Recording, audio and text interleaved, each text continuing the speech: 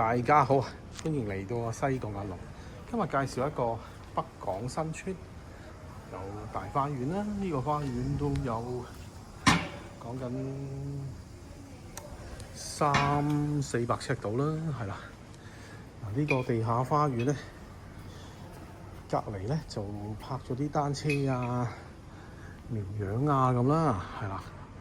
咁啊，應該正常都可以做到呢個動作嘅。不過最緊要就唔好嘈到人啦，係啦。咁唔係攞正牌㗎嘛，係啦。好，睇睇先，700尺單位，係嘛？幾多錢咧？2房，租金13500。不過就講明啦，貓狗就免問啦，因為業主就唔中意租客養貓狗嘅。講咗先，費事嘥大家時間。2房設計，光纖未到嘅，只有100米啫。係啦，成條村都未有。應該都要建議下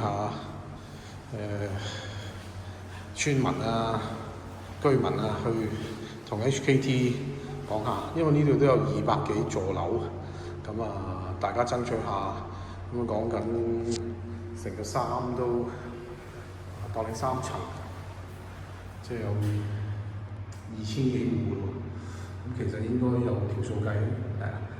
講翻間樓先，2房佈局。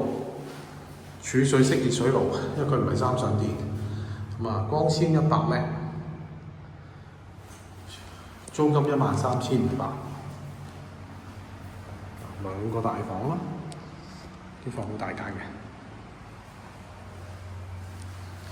嘅，一個大一個細咧，應該咁樣形容好啲，一大一細房。